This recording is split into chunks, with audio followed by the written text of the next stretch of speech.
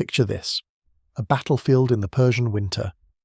316 BC, two phalanxes square off across a cold, dust-white plain in Gabiene, deep in what is now modern Iran. On one side, the army of Antigonus the One-Eyed, tens of thousands of young, battle-hungry Macedonian soldiers, professional killers in their prime, trained and hardened. In the centre of the opposing army stands a smaller formation, older, slower-looking, men who move with deliberate, almost eerie calm. Their shields catch the pale winter sun and throw it back, silver, blinding, like a wall of captured lightning. The youngest man in that second formation is 60 years old. Most are 70. A few have seen more than that. These men have been fighting, continuously without pause, without defeat, since before many of their enemies were born. They marched under Philip II when he forged Macedonia into a superpower.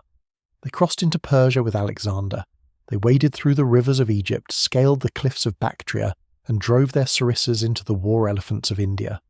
They have stood in the line of battle for 40 years and never, not once, turned their backs to an enemy. And today the young soldiers of Antigonus have to face them. Antigenes, the commander of the Silver Shields, sends an emissary forward before the clash begins. The message is brief, contemptuous, surgical. He looks across the gap at those young faces and says, "Wicked men, you are sinning against your fathers, who conquered the whole world under Philip and Alexander." The young Macedonians hesitate. The Silver Shields do not. They raise the war cry, and they advance. What happens next is not really a battle. It is a masterclass in the most efficient, the most mechanical, the most absolute form of organised violence the ancient world had ever seen. In the infantry clash, Antigonus will lose over 5,000 men. The Silver Shields, according to the ancient source, will not lose a single one of their own. But this story does not end in glory. It ends in a betrayal so cold, so calculated, so utterly ruthless, that even their enemies were left speechless. This is the story of the Argyraspides, the Silver Shields, the 60-year-old super soldiers who were never broken in direct combat. If that opening gave you chills, good. It gets worse, and better, and then much, much worse again. Make sure you are subscribed to Wars in History and hit that notification bell right now, because this is one of those stories that history buried and we are digging back up. Drop a like if you are already in. Let's go. To understand who the Silver Shields were, you have to go back further than Gabiene. You have to go back to the kingdom that built them. In the 350s BC, Philip II of Macedon was remaking his army from the ground up. He introduced the sarissa, a pike up to 7 meters long, and reorganized his infantry into the Phalanx, a formation so disciplined, so geometrically lethal, that it would dominate warfare for 2 centuries. At the centre of this reformed army was his absolute finest infantry, the hyperspists, the shield-bearers, 3,000 men drawn from the best of Macedonia, trained harder than anyone else, trusted with the most critical position on any battlefield, the hinge point between the Phalanx and Alexander's famous cavalry hammer. They were not the largest unit in the Macedonian army, they were the sharpest edge of it. When Alexander took command after his father's assassination in 336 BC, he kept the hypaspists close and used them everywhere. At the Granicus River, at Issus, at Gaugamela. They held the right flank, the most exposed and most prestigious position in the entire battle line. But they were more than a static shield wall. Alexander deployed them with terrifying flexibility. He embedded them alongside cavalry. He sent them scrambling up cliffs and mountain passes on night raids. He hurled them at city walls during sieges, most brutally at Tyre and Halicarnassus, where storming operations demanded men who could absorb chaos and keep killing. They did all of it, every time. The campaign against Persia stretched on for years, then kept going, into Egypt, into Central Asia, into Bactria and Sogdiana, fighting enemies in terrain that had broken armies before them, and then, improbably, across the Indus River and into India itself. By the time they reached the subcontinent, these men had been on campaign for more than 2 decades without a single strategic defeat. And it was in India, in the final years of Alexander's conquest, that something happened which changed their name, their identity, and their place in history forever. That is where this story truly begins. When Alexander died in Babylon in 323 BC at just 32 years old, the empire he had built began to fracture immediately. His generals, the Diadochi, the successors, turned on each other like wolves over a carcass.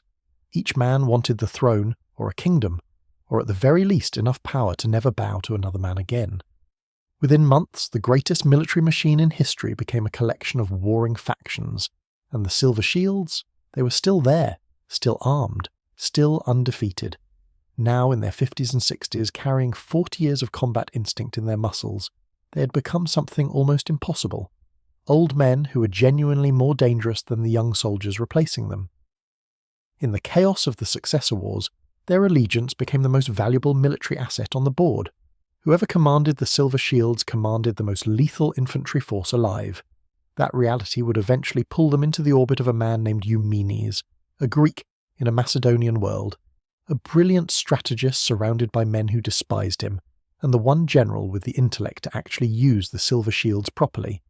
Together, they would fight two of the most remarkable battles of the Successor period, and in both, the Silver Shields would prove almost impossible to break, and together, their story would end in a way that no victory on any battlefield could have predicted. Let's start at the beginning. Not at Gabiene, not with the Betrayal, but decades earlier, in a kingdom that most people today have never heard of, with a king most people today have never studied. Because to understand what the Silver Shields were, you first have to understand who built them, and why they were different from every other fighting force on Earth. In the mid-4th century BC, Macedonia was not yet the world power that history remembers. It was a rugged, semi-barbaric kingdom in northern Greece, looked down upon by the city-states of Athens and Sparta, perpetually threatened by Illyrian tribes to the north and Thracian raiders to the east. It was a kingdom that survived on stubbornness and steel. What it lacked in sophistication, it compensated for with violence. Then Philip II came to power in 359 BC, and within a generation, he changed everything. Philip was a military genius of the First Order, arguably the greatest military reformer in Greek history. He had spent time in Thebes as a young man, studied the tactics of Epaminondas, and watched how the Sacred Band, an elite force of 300 soldiers bound by personal loyalty, could break an army that outnumbered them 5-1. He came home to Macedonia and went to work. He rebuilt the army from the foundations up. He standardized the sarissa, the Macedonian pike, lengthening it to somewhere between 6 and 7 meters, far longer than anything the Persian or Greek infantry carried. He trained his soldiers to use it in close formation, locking shields and presenting a bristling hedge of iron points that no cavalry charge and no infantry advance could penetrate head-on. He created the Macedonian Phalanx, not just a formation, but a philosophy. Discipline, cohesion, geometric lethality. But within that larger army, Philip kept a special corps, 3,000 men, hand-picked, the absolute finest infantry in the entire force. He called them the Argyraspides, the shield-bearers. These were not ordinary conscripts or regional levies. They were professional soldiers, drawn from the most capable men in Macedonia, trained harder, drilled longer, and trusted with the most critical battlefield assignments. In the architecture of the Macedonian army, the Argyraspides occupied the hinge, the vital connection between the heavy infantry phalanx on the left and the companion cavalry on the right. In every pitched battle, they held that position, and in every pitched battle, if that hinge buckled, the entire formation collapsed. It never buckled. When Philip was assassinated in 336 BC and his 20-year-old son Alexander inherited the throne, the Argyraspides transferred their loyalty without hesitation. Alexander took command, secured Macedonia, crushed a rebellion in Greece, and within 2 years had crossed the Hellespont into Persian territory, with an army of roughly 40,000 men. The Argyraspides were in the vanguard of every major engagement that followed. At the Granicus River in 334 BC, the opening battle of the Persian campaign, Alexander led a cavalry charge across the river under a storm of Persian javelins while the Argyraspides protected his flank and drove through the Persian infantry on the bank. The battle was chaotic, close and brutal. Alexander himself nearly died when a Persian nobleman split his helmet with a cavalry sword. The Argyraspides held. They always held. At Issus in 333 BC, the Persian king Darius III brought a massive army into a narrow coastal corridor, trying to use sheer numbers to overwhelm Alexander. The Hypaspists again held the critical right flank, moving in tight coordination with the companion cavalry, while Alexander drove his wedge directly toward Darius. The Persian line cracked. Darius fled. The Hypaspists were already walking over the bodies of the men they had killed.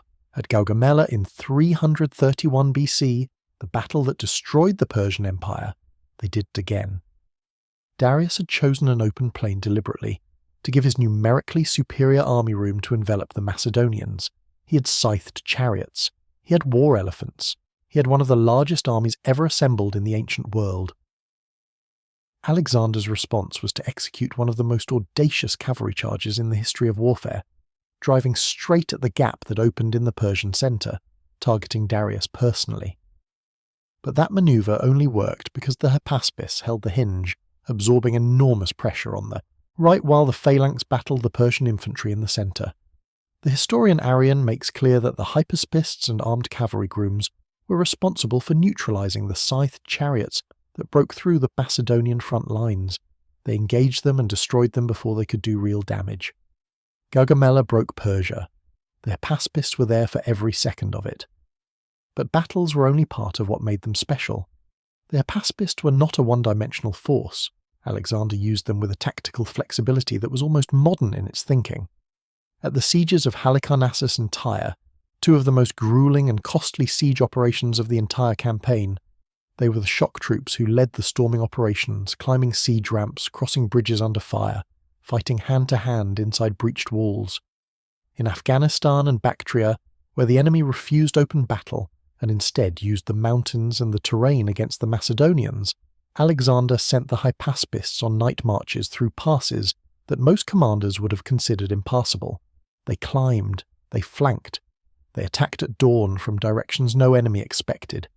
In Sogdiana, Alexander assaulted a fortress on a cliff, the Sogdian Rock, that the Persian defenders believed was unscalable.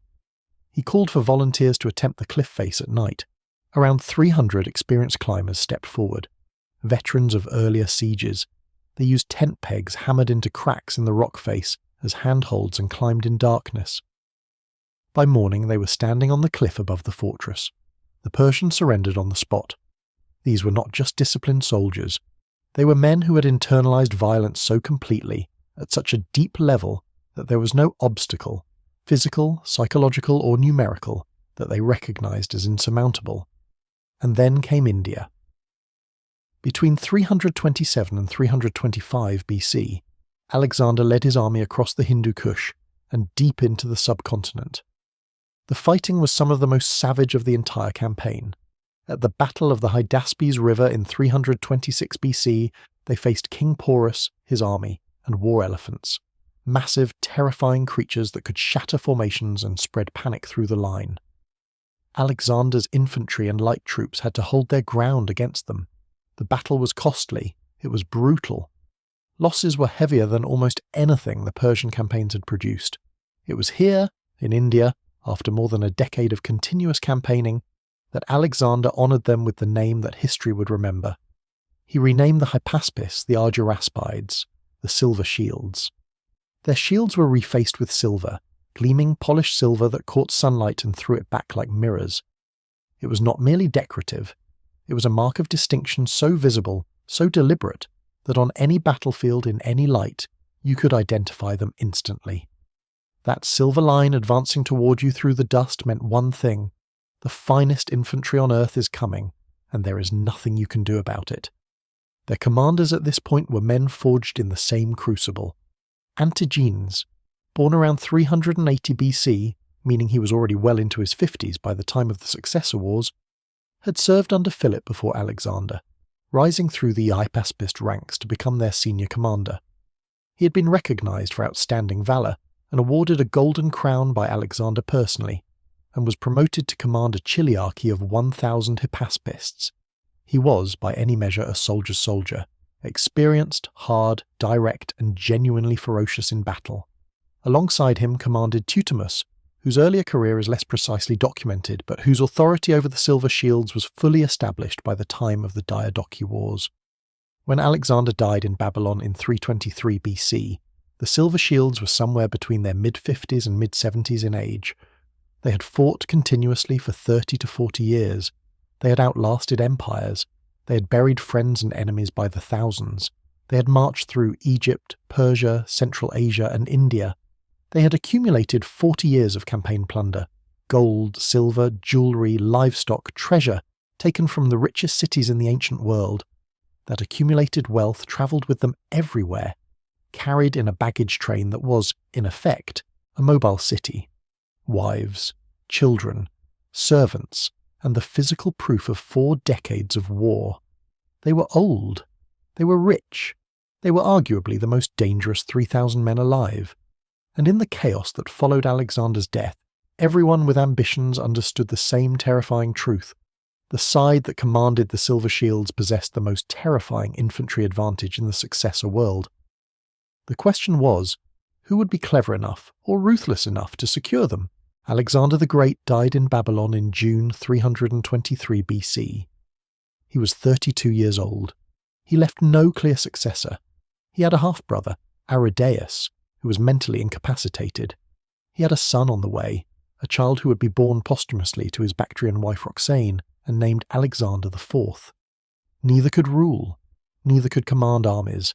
Neither could hold together an empire that stretched from Greece to the borders of India, an empire that existed not as an institution, but as the personal expression of one extraordinary man's will. When that will ceased, the empire had no engine. It had only the men Alexander had left behind, his generals, his satraps, his bodyguards, his cavalry commanders, his administrators. Men who had spent their entire careers in the shadow of a god, who had accumulated enormous personal power, enormous personal ambition, and now, for the first time in 2 decades, no one above them. The result was inevitable. At Babylon, in the days immediately following Alexander's death, the senior commanders gathered to decide what would happen next. The cavalry commanders favoured waiting for Roxane's child. If it was a son, he would be king. The infantry, led by the commander Meleger, wanted Argyraspides crowned immediately. For a brief, terrifying moment, it looked like the Macedonian army was going to tear itself apart right there in Babylon, in the same city where its king had just died. A compromise was reached. Argyraspides would be named king as Philip III. When Roxane gave birth to a son, Alexander IV, both would serve as nominal co-kings. Real power would be distributed among a council of regents and territorial governors. The distribution happened at Babylon and was formalized later at Triperodissus in 321 BC. Antipater, the veteran who had governed Macedonia in Alexander's absence, became overall regent. Ptolemy took Egypt and held it with characteristic competence. Lysimachus received Thrace. Seleucus was granted Babylon. And in Asia Minor, a vast, wealthy, strategically critical block of territory, a one-eyed general named Antigonus was confirmed in his existing position with considerably expanded authority. His name was Antigonus Monophthalmus, Antigonus the One-Eyed, and from the moment Alexander died, he was the single most dangerous man in the successor world. Antigonus had been one of Philip's generals, which meant he was older than most of the other Diadochi, in his 60s during the wars that concern us, running an empire while men half his age struggled to control single provinces. He had spent years as a governor in Phrygia during Alexander's campaigns, building administrative experience and personal networks while others were fighting. He was not Alexander's most famous general. He was not a figure of myth or legend. What he was ruthlessly, systematically, patiently effective. He controlled the wealthiest and most strategically central part of the former empire. He had the treasury, the manpower, and the logistical infrastructure to project military force in virtually any direction he chose.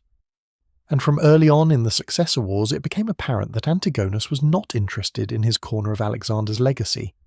He was interested in all of it. The man who stood most consistently and most effectively in his way was the last person anyone would have expected. His name was Eumenes, and he was not even Macedonian. Eumenes was born in Cardia, a Greek city on the Thracian Chersonese, around 362 BC.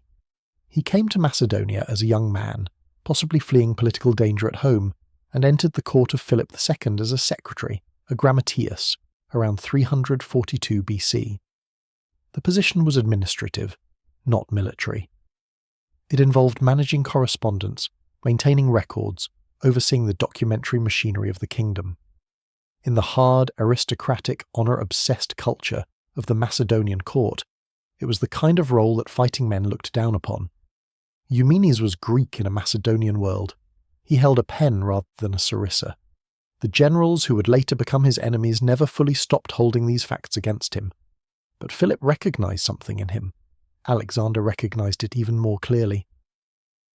When Alexander marched against Persia, Eumenes came along, not as a soldier, but as his principal secretary and keeper of the royal journal, one of the closest and most trusted members of Alexander's personal staff. He had access to everything: the king's correspondence, his plans, his intelligence, his thinking. He watched more campaigns than most generals led. He was present at councils where strategy was decided. By 330 BC, he had become so indispensable that Alexander made him his chief secretary, giving him authority over all official communications in the empire. Alexander's mother Olympias, who was not a woman who gave out compliments, later called him the most faithful of my friends. He was also, it turned out, a gifted military commander, not a natural warrior in the Macedonian mould, not a man who led from the front with a spear, but a tactician, a planner, a man who understood terrain, logistics, morale, and the psychology of command with the same precision he had once applied to organising royal dispatches. His first military opportunity came after Alexander's death, when he was assigned the satrapy of Cappadocia in the partition of Babylon. He fought to hold it. He won. Then, when the Successor Wars began in earnest, and he was declared an outlaw by the faction that included Antigonus and Antipater, he began what became one of the most improbable military careers of the entire ancient world. A Greek administrator, despised by the Macedonian officer class, fighting a series of campaigns against overwhelming odds with armies that barely tolerated his command, and winning. He knew, however, that his position was always precarious. His enemies among his own officers were almost as dangerous as Antigonus. The Macedonian generals and satraps who nominally served under him made no secret of their resentment. He was a foreigner. He had never held a sarissa in a phalanx. He had no ancestral claim to the respect of Macedonian soldiers. To survive in this environment required something beyond tactics. It required psychology. This is where Eumenes showed a genius that goes far beyond mere military competence. He understood that the one currency nobody in the successor world could devalue was Alexander himself. Alexander was dead, but his name, his memory, his image, these things still commanded a loyalty that no living general could replicate. And so Eumenes invented something extraordinary. He claimed that Alexander had visited him in a dream, and that the late king had declared he would be present at every battle to protect his loyal servants. Then Eumenes went further. He set up a golden throne in a large tent, placed upon it Alexander's royal diadem, his sceptre, and his armour. Before every council of war, every planning session, every gathering of commanders, they met in that tent, in the presence of Alexander. Eumenes presided over the meetings as the dead king's representative on earth. It was a calculated, brilliant piece of theatre, and it worked. The Macedonian officers, who would never have listened to a Greek secretary giving them orders, listened in the tent of Alexander. As Eumenes himself explained, his argument was straightforward. As a Greek, a Cardian, his only concern was the defence of Alexander's royal family and legacy, untainted by the personal ambitions that corrupted every Macedonian general around him. Whether his officers believed it completely did not matter. The ritual created just enough cover, just enough shared mythology, to keep the coalition functioning. It was through this combination of tactical skill and psychological manipulation that Eumenes secured the most valuable military asset in the successor world: the Argyraspides. Antigenes and Teutamus, the commanders of the Silver Shields, were veterans who had served under Alexander personally, who had fought across 3 continents for the Argead dynasty. When Eumenes appealed to their loyalty to that dynasty, to the memory of Alexander, to the cause of his infant son Alexander IV, who was the legitimate heir, it resonated. These were men who defined themselves entirely by their service to a royal house. They were not politicians. They were not power-hungry generals manoeuvring for thrones. They were soldiers who had given their lives to a king, and they were not ready to submit to a warlord like Antigonus, who had been sitting in Phrygia while they were conquering the world. They joined Eumenes. Antigonus understood the implications immediately. An army with the silver shields could not be beaten in open infantry combat. Period. There was no tactical argument against them on a flat battlefield. He had to find another way. In 317 BC, the two armies met in the district of Protesine in western Iran. The battle was inconclusive, a grinding engagement in which the silver shields performed exactly as expected, routing the infantry opposite them with contemptuous efficiency, while cavalry operations on both flanks produced messy, unresolved results. Neither side could claim a clean victory. Both sides retreated and regrouped.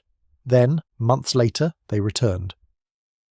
The place was Gabiene, a plain in the province of Media, in what is now western Iran. It was winter. The ground was cold. A fine white dust coated the air, thick enough to reduce visibility to almost nothing at times, thrown up by thousands of marching feet into the kind of pale, choking haze that turns a battlefield into a ghost world. Antigonus understood exactly how this ground could serve him.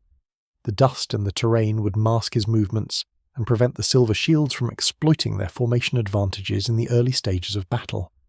The two armies faced each other across that dusty plain. Eumenes had arranged his formation with care, the silver shields in the centre, where they would inevitably break whatever they were pointed at, with cavalry and lighter troops on the flanks. Antigonus had his own cavalry, his best asset, positioned where the dust would conceal a flanking manoeuvre. He also had a second objective that had nothing to do with defeating the silver shields in combat, because he knew that was not possible. His cavalry had been given a specific target. Not Eumenes, not the silver shields themselves, their baggage train, the wagons carrying 40 years of accumulated treasure, the carts holding the gold and silver and jewels looted from every empire from Macedon to India, the families, the wives, the children, the one thing in the world that those old, undefeatable men cared about more than victory. Antigonus had done what no enemy on a battlefield had ever managed to do to the silver shields. He had found their vulnerability, and he intended to use it. The battle was about to begin. Before we get to the battle itself, and trust me, you want to be fully present for what comes next, a quick word. The story of Gabiene is fundamentally a story about intelligence. Antigonus knew exactly where Eumenes' weakness was, and he exploited it before anyone could react. In today's world, protecting what is yours works differently. NordVPN helps encrypt your internet traffic, your browsing, your data, your private life, so that nobody can find your weakness before you do. Whether you're traveling, working, or just researching ancient military history at midnight, NordVPN keeps it locked down. Check the link in the description for an exclusive deal. Now, let's go to Gabiene. The plain at Gabiene is one of the most hostile landscapes in the ancient world. Flat, featureless, salt-crusted. The soil is loose and dry, the kind that crumbles underfoot and turns to powder under the weight of thousands of marching men. In winter, a cold wind rolls across it from the Iranian plateau. Not enough to be merciful, just enough to be miserable. There are no trees, no rivers, no landmarks to orient by. Just flat, pale, hostile earth, stretching to the horizon in every direction, and above it, in the right conditions, a sky full of dust. Thick, white, blinding dust that rises in columns from every footfall, every hoof strike, every movement of thousands of soldiers and animals across the plain. A dust so dense that within minutes of an army starting to move, the world becomes a pale, smothered ghost of itself. Antigonus understood this ground with his eyes open. He knew what the dust could do, and when the battle began, he intended to use it. The two armies deployed in the early morning, facing each other across the plain. The numbers were roughly matched overall. Eumenes commanded approximately 36,700 infantry of various types, 6,000 cavalry, and 114 war elephants. Antigonus fielded around 22,000 heavy infantry, an unknown but substantial force of light infantry, 9,000 cavalry, and 65 war elephants. The numbers on paper slightly favoured Eumenes' infantry. Everything else, the terrain, the dust, the cavalry advantage on Antigonus' right flank, favoured Antigonus. Antigonus had spent the days before the battle studying the problem. He knew he could not defeat the Silver Shields in direct infantry combat. No one had ever done it. No one could. These were men who had held the hinge of the Macedonian phalanx under Alexander himself, who had stormed fortress walls and mountain cliffs and river crossings. They had been in more battles than some of Antigonus's younger officers had years of life. There was no trick of formation, no clever lateral move, no increase in numbers that would make the infantry directly in front of them competitive. So Antigonus made a decision that defined the entire battle before a single spear was thrown. He would not try to win the infantry fight in the centre. He would concede it. He would deliberately sacrifice his own phalanx as a distraction, hold them back just long enough, and use his cavalry, his real advantage, to collapse Eumenes' flanks while an elite detachment of fast light cavalry rode around the entire engagement to hit the baggage train, win the flanks, capture the treasure, let the Silver Shields win in the centre. It would not matter. But before any of that happened, the Silver Shields themselves opened the engagement with something that was not a weapon but worked like one. Antigenes, their commander, old, scarred, iron-nerved, sent a single horseman riding forward from the Macedonian line toward the enemy phalanx across the plain. The messenger reined up within shouting distance of Antigonus's infantry. The Macedonian soldiers on the other side stared at him. And then he delivered his message, loud and clear, in the dialect they all shared, addressed directly to every man in Antigonus's phalanx. Wicked men! You are sinning against your fathers, who conquered the whole world under Philip and Alexander. The words landed like a physical blow. These were Macedonian soldiers. They knew their history. They knew who the Silver Shields were. They knew that some of the old men standing across that dusty plain had personally marched under Philip. They had heard the stories. They had grown up on the stories. And now those men, their fathers in the most literal military sense, were calling them out across a battlefield, accusing them of impiety, of disrespect, of fighting against their own legacy. The Macedonian phalanx of Antigonus fell visibly silent. The morale drop was palpable, the kind of psychological wound that no armour can stop. On Eumenes' side, the Silver Shields heard the exchange and erupted. The war cry went up, loud, unified, ferocious, from 3,000 old men who had been making that sound on battlefields since before many of these young soldiers were born. Eumenes, watching the enemy formation falter, recognized the moment immediately. He did not wait. He ordered the advance. The Silver Shields moved. If you have never tried to picture a Macedonian phalanx in motion, it requires effort, because it looks nothing like what modern instinct suggests. It is not a running charge. It is not a mob. It is something closer to a machine, a slow, precise grinding mechanism that moves at a measured walking pace and generates its killing power, not from speed, but from geometry.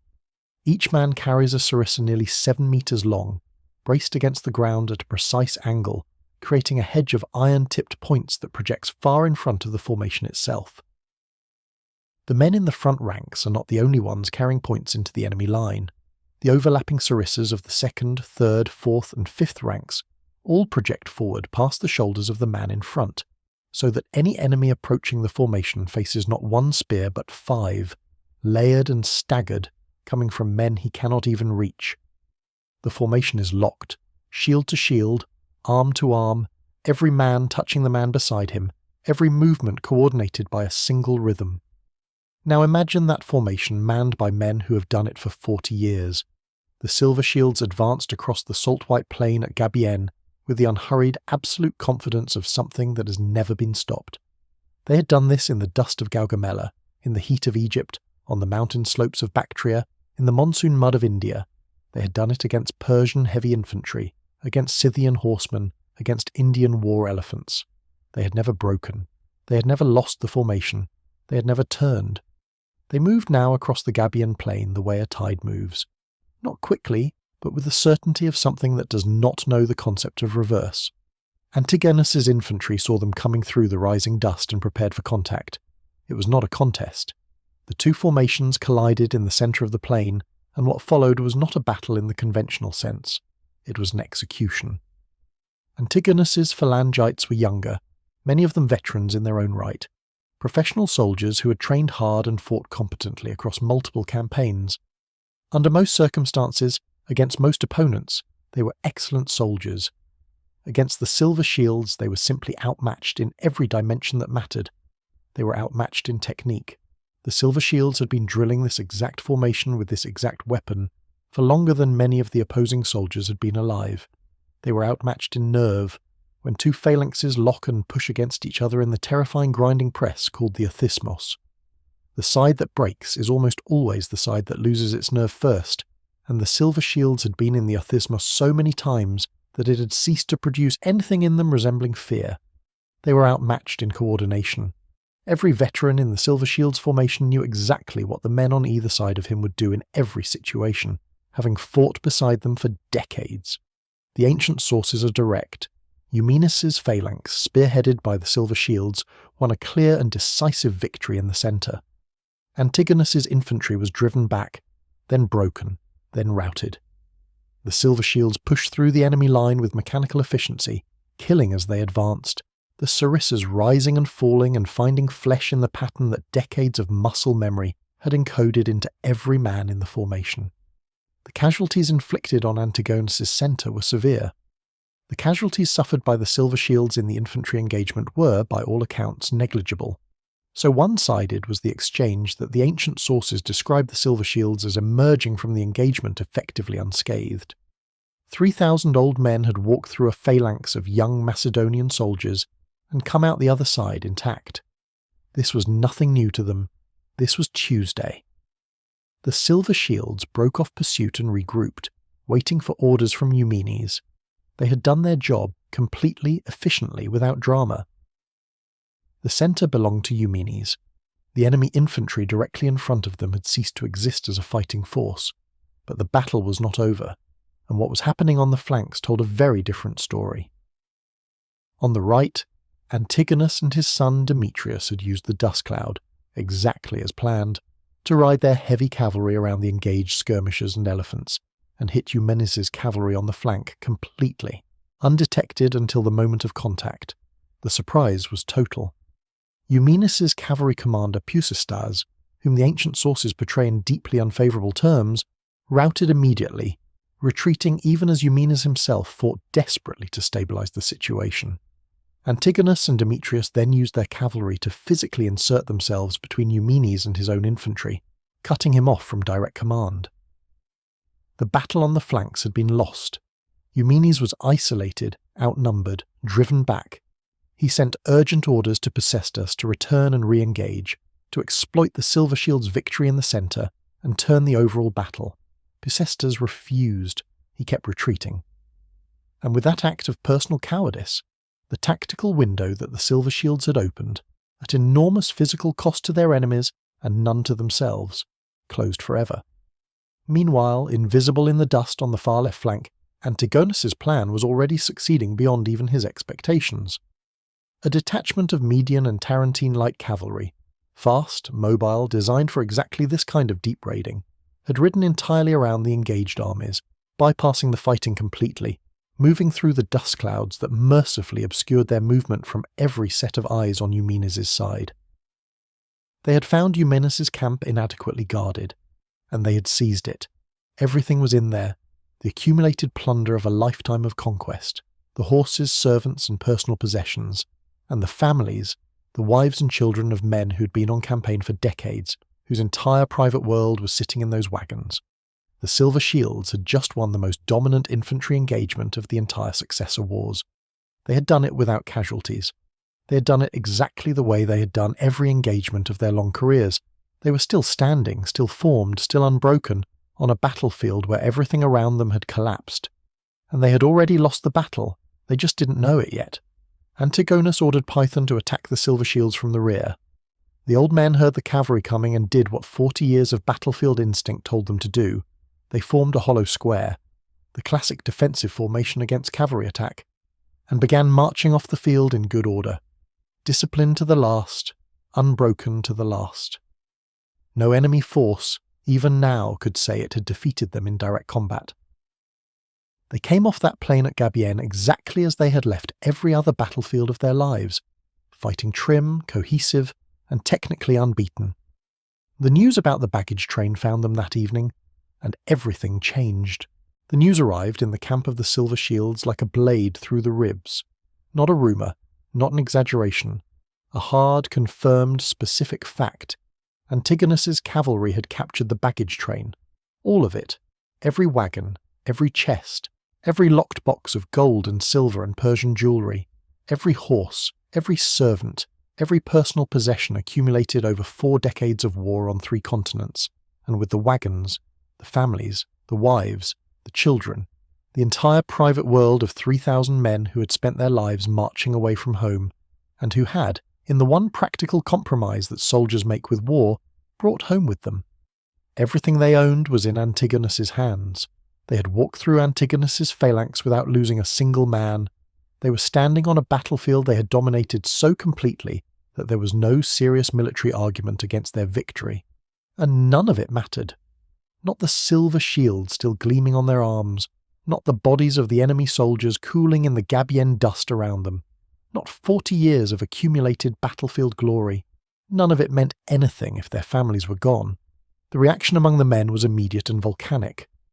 The ancient sources make clear that the Silver Shields were not simply upset, they were ungovernable. These were old soldiers who had survived everything the ancient world could throw at a human body. They had watched friends die in every manner imaginable. They had made peace, long ago, with their own mortality. But the loss of their families, the one thing that connected them to something beyond war, beyond killing, beyond the endless grinding machine of Macedonian conquest, that they could not absorb. That broke something in them that no Persian spear or Indian war elephant ever had. And so they made a decision. It was Teutomus, one of the 2 commanders of the Silver Shields, the more politically calculating of the 2, who took the first step. He opened a secret channel of negotiation with Antigonus, not to discuss terms of surrender, not to arrange a truce, simply to ask, "What do you want in exchange for what you have taken?" Antigonus's answer was immediate, clean, surgical. He wanted one thing. He wanted Eumenes, the man who had recruited them, the man who had treated them with respect when every other Macedonian general dismissed him as a Greek secretary playing at war, the man whose tactical brilliance had given them a victory that day that they did not need to have earned because they were already the finest soldiers alive, the man who had appealed to their loyalty to Alexander's memory, to the royal house, to the dynasty they had served for their entire lives, and whom they had followed because he, unlike all the others, had seemed genuinely to believe in those things. Teutomus took the offer back to the men, and the Silver Shields agreed. Let that land for a moment. These were men who had defined themselves for 40 years by an absolute code.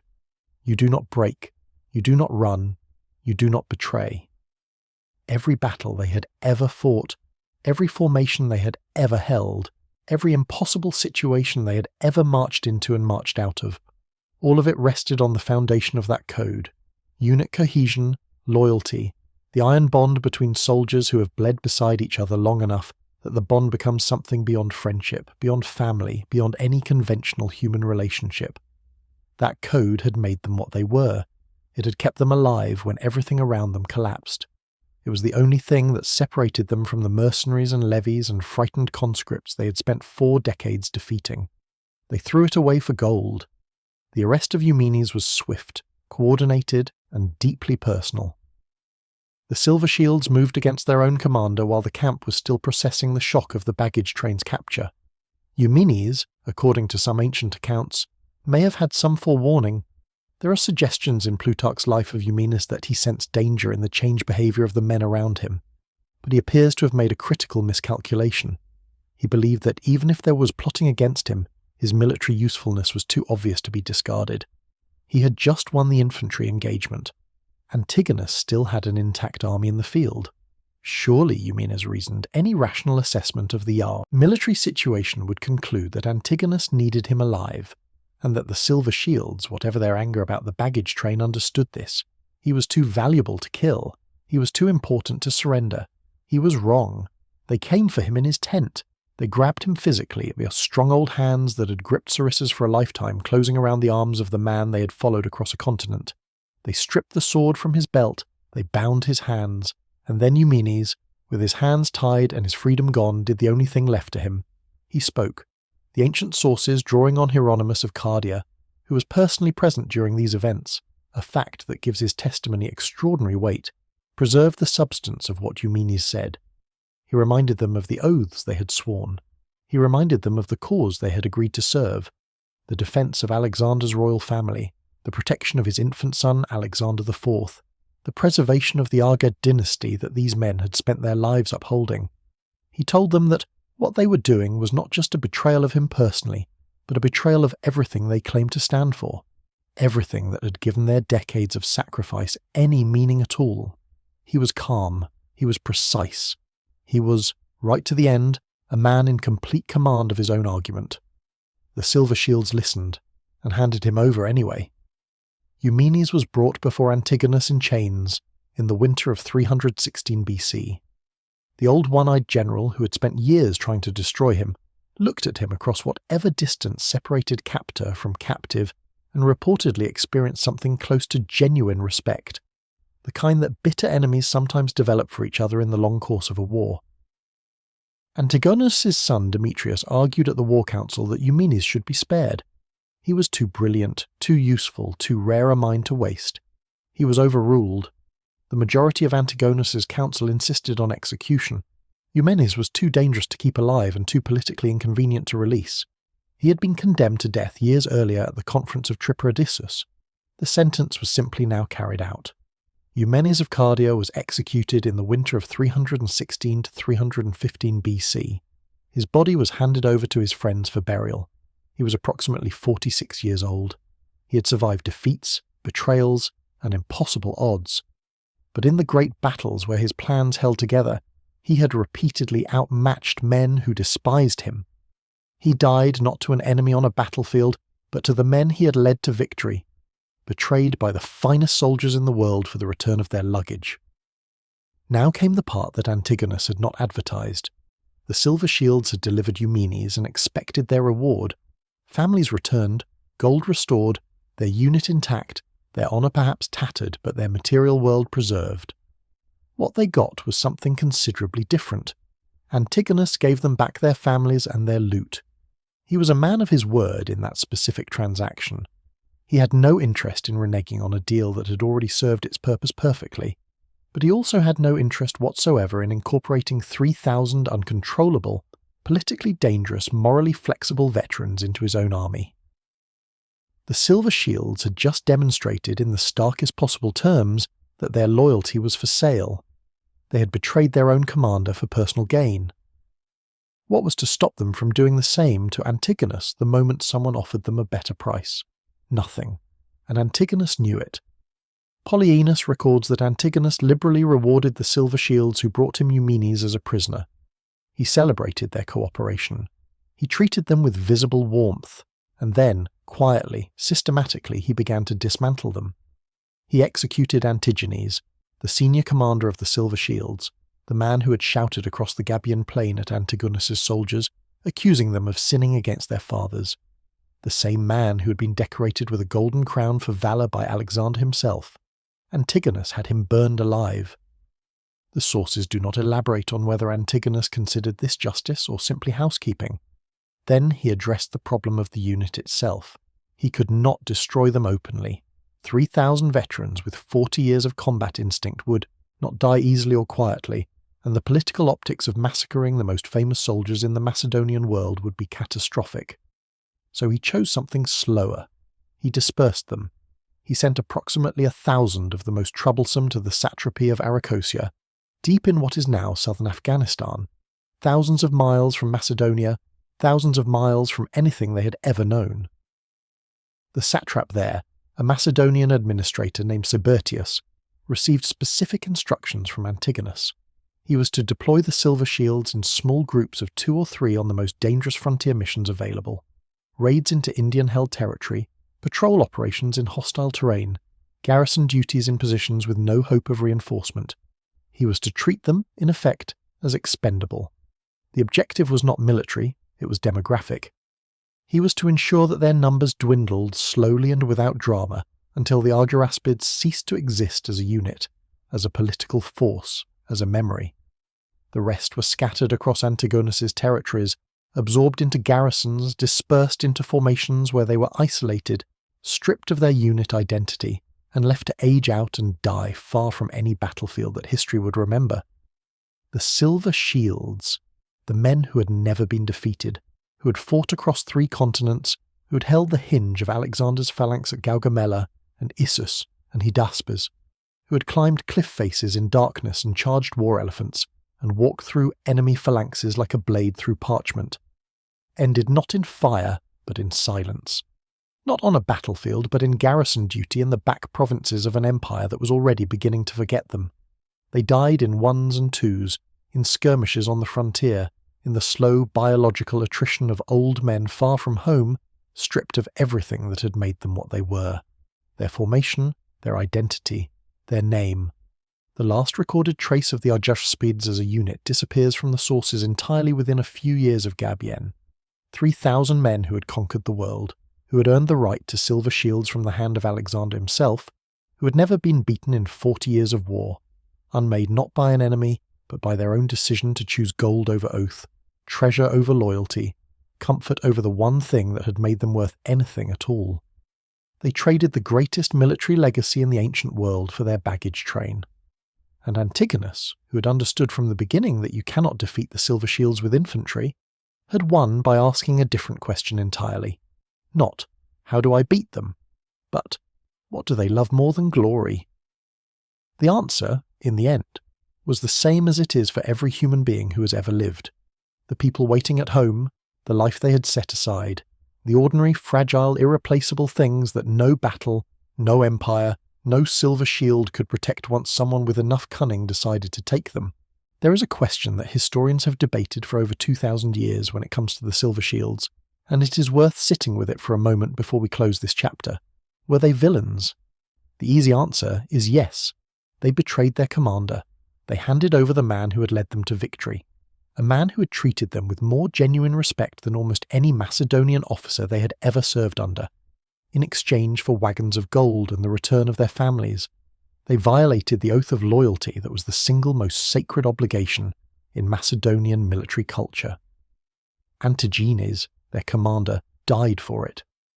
The unit itself was deliberately erased by the man they chose to serve. By almost any moral framework, ancient or modern, it was a betrayal, and it ended one of the most extraordinary military legacies of the ancient world. But there is another answer, a harder one.